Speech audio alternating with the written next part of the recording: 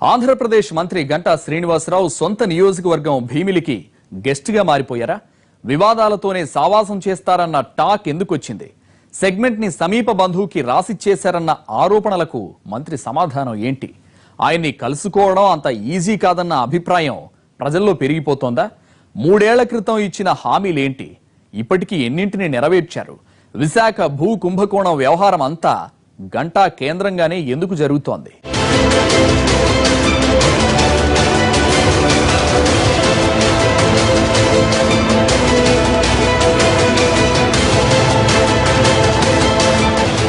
విశాఖ జిల్లా భీముని పట్టణానికి చాలా చరిత్ర ఉంది.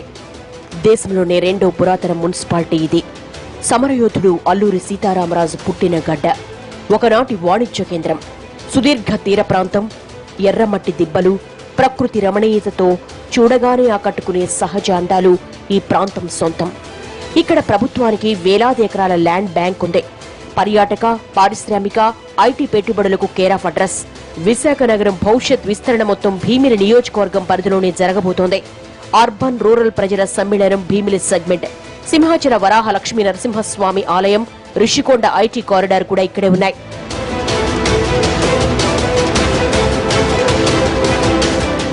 విశాఖ రూరల్, భీముని పట్టణం, పద్మనాభం, ఆనందపురం మండలాలతో ఏర్పడింది నియోజకవర్గం. మొత్తం ఓటర్లు 2,69,258 మంది. వీరిలో మహిళల సంఖ్య ఎక్కువ. కాపు, యాదవ, మత్స్యకార, రెడ్డి సామాజిక వర్గాలు ప్రధానంగా ఉన్నాయి. క్షత్రియులు సంఖ్యాబలం తక్కువైనా ఎన్నికల టైంలో చక్రం తిప్పుతారు. తెలుగుదేశం పార్టీకి కంచుకోట ఈ నియోజకవర్గం. పార్టీ ఆవిర్భావం నుంచి అధిక శాతం పసుపు జెండానే రెపరెపలాడింది. కానీ 2004లో సీన్ రివర్స్ అయి మాజీ మంత్రి అప్పల నరసింహరాజు మీద కాంగ్రెస్ నుంచి పోటీ చేసిన కర్రి సీతారాం గెలిచారు. 2009లో ప్రజారాజ్యం ఏర్పాటు తర్వాత సమీకరణాలు మారిపోయాయి. ఆ పార్టీ తరపున విద్యాసంస్థల నిర్వాహకుడు ముత్తంశెట్టి శ్రీనివాస్ విజయం సాధించారు. 2014కు వచ్చేసరికి రాజకీయ వాతావరణం పూర్తిగా మారిపోయింది. పీఆర్పీ నుంచి ఎమ్మెల్యేలై కాంగ్రెస్ లో చేరిన గంటా శ్రీనివాస్, ముత్తంశెట్టి శ్రీనివాస్ టీడీపీ కండువా వేసుకున్నారు. సర్దుబాటులో భాగంగా ముత్తంశెట్టి అనకాపల్లి ఎంపీగా పోటీ చేసి గంటా భీమిలికి షిఫ్ట్ అయ్యారు. వైసీపీ అభ్యర్థి కర్రి సీతారాం మీద గెలిచి మంత్రి పదవి దక్కించుకున్నారు గంటా.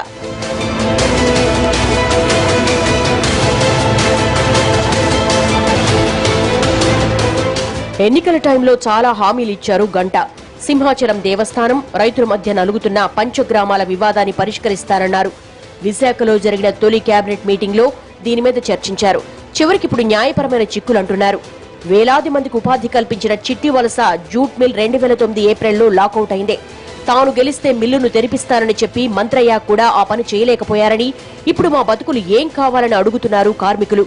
చిట్టివలస జూట్ మిల్లో తెరిపించడంలో ఎటువంటి చొరవ తీసుకోలేదనేది మా కార్మికులు భావిస్తున్నారు. ఇది ఎన్నికల హామీగానే ఉండిపోయింది. సీఎం గారి దగ్గర కానీ, మినిస్టర్ గారి దగ్గర కనీసం వాండర్ని పిలిపించి మాతో చర్చలు కూడా కూర్చోబెట్టుకునే పరిస్థితి కూడా లేని పరిస్థితి ఉంది. దాదాపుగా 6,000 మంది కార్మికులు అంటే దాదాపుగా దీని మీద ఆధారపడిన 1,00,000 కుటుంబాలు రోడ్డు మీద పడ్డాయి. దీని అనుబంధ సంఘాలు కానీ, ఒక మంగళ షాపులు కానీ, బట్టల షాపులు కానీ, వ్యాపారస్తులు కానీ, ఇక్కడ దాదాపుగా ఈ చుట్టుపక్కల ప్రాంతాలకి 70 విలేజ్లకి ఇది టౌన్. కాబట్టి ఇలాంటి 1,00,000 కుటుంబాలు రోడ్డు మీద పడినటువంటి ఇష్యూను కూడా ప్రభుత్వం టేకప్ చేయకుండా అభివృద్ధి అభివృద్ధి అభివృద్ధి అనే చెప్పి పేరు అభివృద్ధి మంత్రం చదువుకునే ఎన్నికలు ఇచ్చినటువంటి వాగ్దానాల్ని మరిచి ఇప్పటికి వచ్చి అసలు మంత్రి అసలు సర్వేకే రాలేదు.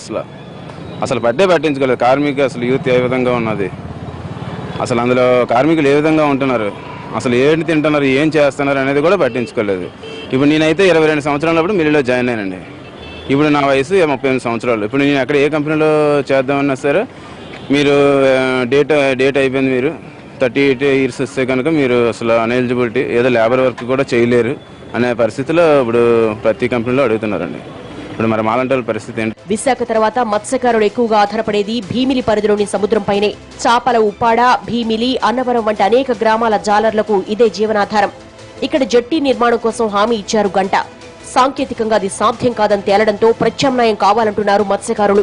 చివరకు డ్రై యార్డ్ లేక రోడ్ల మీదే చేపలను ఎండబెట్టుకుంటున్నారు. వర్షం వస్తే మాకు ల్యాడ్ లేదు, వర్షం వస్తే జాగా లేదు, ఒక ఒప్పుకున్నందుకు తర్పాలు లేవు. మరి మేము ఇలాంటి పరిస్థితి పడుతున్నాం. ఫస్ట్ నుంచి మా ముసలి కానీ ముంతాతల కాడి నుంచి ఇదే బాధపడుతున్నాం. మా మంత్రి గారు ఓట్లు వేసినప్పుడు మా మంత్రి గారు వస్తారు, ఓట్లు లేనప్పుడు మంత్రి గారు ఎవరు రారు. ఓట్లప్పుడే మా మనుషులు, మా ఓట్లు లేకపోతే మనుషులు కనిపించరు. మేము చేపలు ఎత్తుకున్నాము, మా చేపలు ఎక్కడైనా ఎండగట్టుకోవడానికి మా జాగా లేదు, మేమేం చేయాలనేసి చెప్పినా సరే ఎవరు వినట్లేదు. మినిస్టర్ గారు కూడా ప్రజలకు అందుబాటులో ఉంటారంటే అది ఎవరు చెప్పగలరండి. ఆయన బిజీ అంటారు, అయ్యే నియోజకవర్గ సమస్యలు తెలుసుకోరు. కాబట్టి ఇక్కడ జట్టి అనేది ప్రతిపాదిక సంవత్సరానికి 3 చనిపోవడం జరుగుతుందండి. జట్టి వచ్చినట్టయితే ఈ కెరటాలు తగ్గి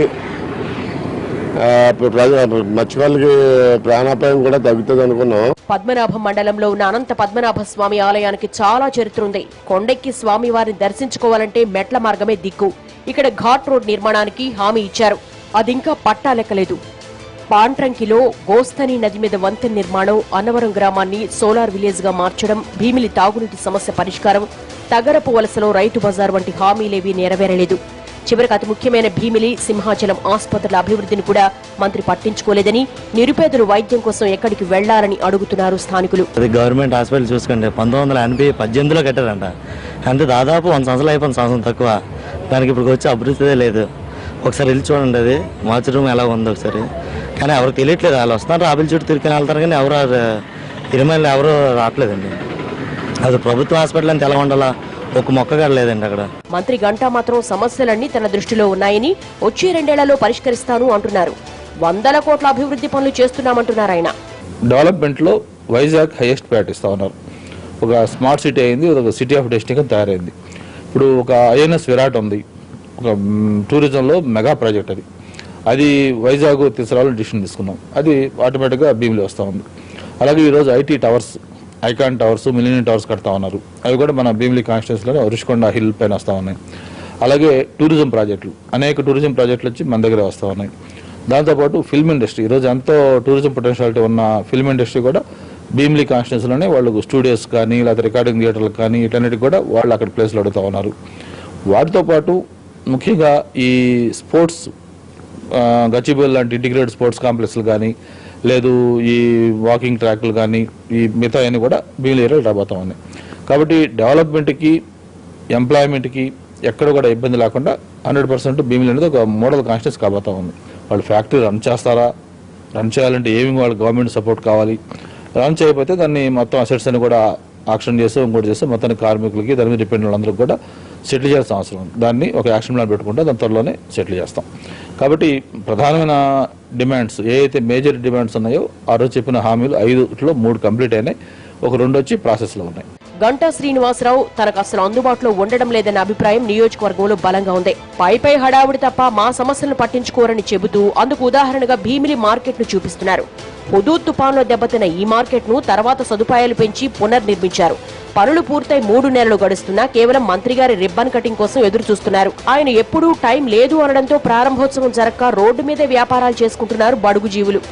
మంత్రి గారు వచ్చి ఓపెన్ చేస్తే పలానా షాప్ అంటే మేము ఇదవుతాం సార్, లేకపోతే మా వాళ్ళకి కాదు కదా సార్. అదండి దాన్ని బట్టి తప్పదు. మరి రోడ్డు మన లేకపోతే రోడ్డు మీద బతికిన రోడ్డు మన లేకపోతే చేసిన విజయం లేదండి. ఏదైనా మాకు ఇదే కూలి బతుకు. కొంతమంది అయితే మా ఎమ్మెల్యేను టీవీలో చూడటం తప్ప నేరుగా చూసిందే లేదంటున్నారు. ఇతని దగ్గరికి ఎలా అప్రోచ్ అవ్వాలి, ఒక సమస్య వచ్చింది, వార్డులో సమస్య వచ్చింది, ఎవరి దగ్గరికి వెళ్ళాలి, వెళ్తే వాళ్ళు చేస్తారా లేదా, ఒకవేళ వీళ్ళు చేసినా అతని వరకు ఆ విషయం వెళ్తాదా లేదా అనే క్లారిటీ అనేది భీమిలో ఎవరికి లేదండి. ఇప్పుడు మా ఎమ్మెల్యే గారు ఏంటంటే అతని ఫేస్ టీవీలో చూడడం తప్ప బయట కనబడే పరిస్థితి కనబడట్లేదు. నియోజకవర్గ ప్రజలతో గ్యాప్ వచ్చిందన్న విషయాన్ని గంటా కూడా అంగీకరిస్తున్నారు. దాన్ని తగ్గించుకునే ప్రయత్నం చేస్తున్నానంటున్నారు ఆయన. అది కూడా నా దృష్టికి వచ్చిన మాట వాస్తవం. ఎందుకంటే మామూలుగా మంత్రిగా ఒక పెద్ద పోర్ట్ఫోలియో, దీనికి సంబంధించి కొంచెం ఎక్కువగా మిగతా జిల్లాల్లో కానీ లేకపోతే క్యాపిటల్గా ఉండటం వల్ల కాన్స్టిట్యూన్సీలో కొంత గ్యాప్ వచ్చింది. అది నేను ఫీల్ అవుతున్నాను ఇప్పుడు. అందుకే ఇక నుంచి లాస్ట్ 2 ఇయర్స్ ఎలక్షన్ ఇయర్ కాబట్టి ఇక్కడ కూడా నేను అది కాన్సన్ట్రేట్ చేయాలి అని చెప్పి నేను ముఖ్యమంత్రి గారితో కోరి నేను కడప ఇన్ఛార్జిగా ఉన్నవాడిని కూడా అది వద్దు, నాకు నేను విజయనగరం వెళ్తాను దగ్గర అని చెప్పి రిక్వెస్ట్ చేసి తీసుకోవడం జరిగింది. ఎందుకంటే ఇన్ఛార్జ్ మినిస్టర్గా నెలకి ఒక మినిమం 5-6 టైమ్స్ జిల్లాకి వెళ్ళాలి. జిల్లాకి వెళ్ళాలంటే ఒక 2 డేస్ లెక్కన 10 డేస్ అక్కడ వేస్ట్ అయిపోతా ఉంది. అలా కాకుండా విజయనగరం అనుకోండి, నాకు పక్కనే భీమిలికి బార్డర్ కాన్స్టిట్యున్సీ విజయనగరం, నేను భీమిలిలో ఉంటే విజయనగరంలో ఉన్నటువంటి టైం సేవ్ అవుతుంది ఉద్దేశంతో ముఖ్యమంత్రి గారిని రిక్వెస్ట్ చేసి విజయనగరం కావాలని చెప్పని నేను అడిగి తీసుకున్నాను. ఇక రాబోయే రోజుల్లో డెఫినెట్గా క్యాడర్కి కానీ లీడర్స్కి కానీ ఎక్కడ కూడా ఆ గ్యాప్ కానీ ఇది లేకుండా మ్యాక్సిమం టైం కాన్సన్ట్రేట్ చేయాలనుకున్న కాన్స్టిట్యున్సీలో డెఫినెట్గా ఆ గ్యాప్ అనేది మాత్రం తగ్గించుకోవాల్సిన అవసరం. మంత్రి హోదాలో బిజీగా ఉండే గంటా నియోజకవర్గ బాధ్యతలను సమీప బంధువు పరుచూరి భాస్కర్ కు అప్పగించారు. అయితే ఆయన ఇప్పుడు షాడో మినిస్టర్ అయ్యారన్న అభిప్రాయం ఉంది. ఆ ఓవర్ యాక్షన్ భరించలేకపోతున్నామని టీడీపీ నాయకులు సైతం అంతర్గత సంభాషణలో చెప్పుకుంటున్నారట. ప్రత్యూష సంస్థ ప్రభుత్వ భూములను తాకట్టు పెట్టి లోన్లు తీసుకుందన్న విషయం రచ్చయింది. అన్నిటికీ మించి రాష్ట్రాన్ని కుదిపేస్తున్న విశాఖ భూ కుంభకోణం భీమిలి కేంద్రంగానే జరిగింది. అత్తింటికి అల్లుళ్ళు వచ్చినట్టు భూ కబ్జాదారులందరూ విశాఖ రూరల్ మండలం మీద పడి కబ్జాలకు పూనుకుంటున్నా ప్రభుత్వాలు ఏమాత్రం చలనం లేకుండా మేము నిత్యం ప్రజల పక్షనే ఉన్నామని చెప్పడానికి మాత్రం ఉంటున్నాయి. అదే సందర్భంలో కొమ్మాది సర్వే నెంబర్ 154/3లో 5 ఎకరాల ప్రభుత్వ భూమి, ఇది ప్రభుత్వ భూమి అని తహసీల్దార్గా స్వయంగా ప్రకటించిన నేపథ్యంలో స్వయానా మంత్రి గారు వారి అనుయాయులు పెట్టి ఇది లేఅవుట్ చేయడానికి పూనుకోవడం అత్యంత దుర్మార్గంగా సిపిఐగా మేము భావిస్తున్నాం. భూదాన భూములు దాదాపు 54 ఎకరాల కబ్జాకు గురైంది. వివిధ రకాలైనటువంటి సంస్థల పేరున లాభర్చుకోవడానికి చూస్తున్నారు. ఇవన్నీ రాష్ట్ర ప్రభుత్వానికి తెలిసే జరుగుతున్నాయి. ప్రభుత్వ అధికారులకి, మంత్రులకి రాజకీయ అండదండలతో మాత్రమే జరుగుతున్నాయని గంటా శ్రీనివాస్ సహచర మంత్రి అయ్యన్న పాత్రుడే స్వయంగా ఇందులో మా వాళ్ల ప్రమేయం ఉందని చెప్పడంతో అన్ని కళ్లు గంటా వైపే మళ్లాయి. రికార్డుల ట్యాంపరింగ్ లో మంత్రి మనుషుల ప్రమేయం ఉందన్న ఆరోపణలు వెల్లువెత్తాయి. గంటా మాత్రం తనను రాజకీయంగా టార్గెట్ చేయడానికి భాస్కర్ రావు మీద ఆరోపణలు చేస్తున్నారంటూ సమర్థించుకుంటున్నారు. ల్యాండ్ స్కామ్ ఆరోపణల మీద ఏ విచారణకైనా సిద్ధమేనంటున్నారు. ఏదైతే ఈ మధ్య కొన్ని జరిగినాయో అది నిజంగా చాలా దురదృష్టం. అవన్నీ కూడా మధురవాడ, కొమ్మాది ఇటువంటి ప్రాంతాల్లో జరగడం, దాని మీద ఆల్రెడీ యంత్రాంగం యాక్షన్ తీసుకోవడం స్టార్ట్ చేసింది. ఎవరైతే ఇన్వాల్వ్ అయిన అధికారులు కావచ్చు, లేకపోతే చిన్న చిన్న నాయకులు కావచ్చు, ఎవరైతే ఉన్నారో వాళ్ళందరి మీద కూడా యాక్షన్ తీసుకోవడం జరుగుతుంది. దీని మీద ఈ మధ్య జరిగిన డెవలప్మెంట్స్ మనం అందరం చూస్తా ఉన్నాం. అవి అన్నీ చూసిన తర్వాత ఒక రెస్పాన్సిబుల్ మినిస్టర్గా ముఖ్యంగా నాకు అనిపించింది. అందుకే నేను ముఖ్యమంత్రి గారు ఒక లేఖ రాశాను. దీంట్లో ఉన్న వాస్తవాలు ఏంటి, ఇవన్నీ కూడా బయటికి తీయండి, ఎవరైతే దీంట్లో ఇన్వాల్వ్ అయ్యారో దీంట్లో మనం వాళ్ళని పనిష్ చేయాల్సిన అవసరం అని చెప్పి, కాబట్టి దాంట్లో 100% సిట్ వేశారు. ఇవాళ సిట్ దానికి సంబంధించిన వాళ్ళని కూడా అనౌన్స్ చేయడం జరిగింది. దానికి ఒక టైం ఫ్రేమ్ పెట్టారు. ఆ టైంలో డెఫినెట్గా అందరినీ ఎంక్వైరీ చేస్తారు. డెఫినెట్గా వాళ్ళ మీద చర్యలు ఉంటాయి. అలాగే రెండోది ఇన్ఛార్జి భాస్కర్ రావు మీద ఎందుకు డిస్సాటిస్ఫాక్షన్ అంటే, డెఫినెట్గా ఇప్పుడు ఏమవుతుందంటే నేను కొంత టైం తక్కువగా ఉండటంతో తనని అక్కడ ఉండాల్సిన అవసరం వచ్చింది. భాస్కర్ కూడా క్లియర్గా చెప్పడం జరిగింది. తనకి పొలిటికల్గా మంచి అనుభవం ఉంది. ఇప్పుడు దాదాపు 20 ఏళ్ల నుంచి రాజకీయంగా మొత్తం చూస్తూ ఉన్నాడు. కాబట్టి ఉన్న సిచ్యువేషన్ ఏంటి, దీన్ని మీరు కంట్రోల్ చేసిన అవసరం కూడా నేను నిన్నే చెప్పడం జరిగింది.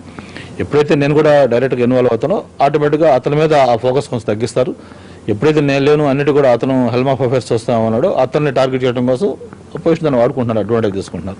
రాజకీయంగా చూస్తే మంత్రి మీద వస్తున్న ఆరోపణలు వ్యతిరేకతను క్యాష్ చేసుకునే స్థితిలో లేదు ప్రతిపక్షం. వైసీపీ నుంచి బలమైన నాయకుడిగా పేరున్న మాజీ మండలాధ్యక్షుడు కోరాడ రాజబాబు టీడీపీలో చేరిపోయారు. మాజీ ఎమ్మెల్యే, నియోజకవర్గ కన్వీనర్ గా పనిచేసిన కర్రి సీతారాం పార్టీని వదిలి వెళ్లారు. దీంతో మాజీ మున్సిపల్ చైర్పర్సన్ విజయ నిర్మలను కన్వీనర్ గా ప్రకటించింది. కానీ ఇంతవరకు బూత్ కమిటీలను సైతం వేసుకోలేకపోయారు. మేమేం చేసినా చేయకున్నా ప్రభుత్వ వైఫల్యాలే కలిసొస్తాయన్న నమ్మకంతో ఉంది అపోజిషన్. జన్మభూమి కమిటీ అనేది వేసేది ఓన్లీ పార్టీ క్యాండిడేట్లు వేసుకున్నారు. వాళ్ళు ఏం చేస్తారు, అక్కడ ఉన్నటువంటి వాళ్ళ వెనకాతలు తిరిగే వాళ్ళు, వాళ్ళకి దగ్గరలో ఉండేటువంటి వాళ్ళకి మాత్రమే వర్కులు చేస్తున్నారు. పెన్షన్లు అవనియండి, ఇంక ప్రతిదీ కూడా అభివృద్ధి పథకాలు ఏవైనా సరే వాళ్ళు ఎవరైతే వెనకాతలు ఉంటున్నారో వాళ్ళకి మాత్రమే చేసుకుంటున్నారు, కానీ ప్రజల దృష్టిలో ఉంచుకోవట్లేదు. మొత్తం మీద గడిచిన 3 ఏళ్లలో పొరపాట్లు జరిగాయని అంగీకరిస్తున్న గంటా శ్రీనివాస్ వచ్చే 2 ఏళ్లలో వాటిని సరిదిద్దుకుంటారంటున్నారు. వైసీపీ బలహీనత ఆయనకు కలిసొస్తోంది.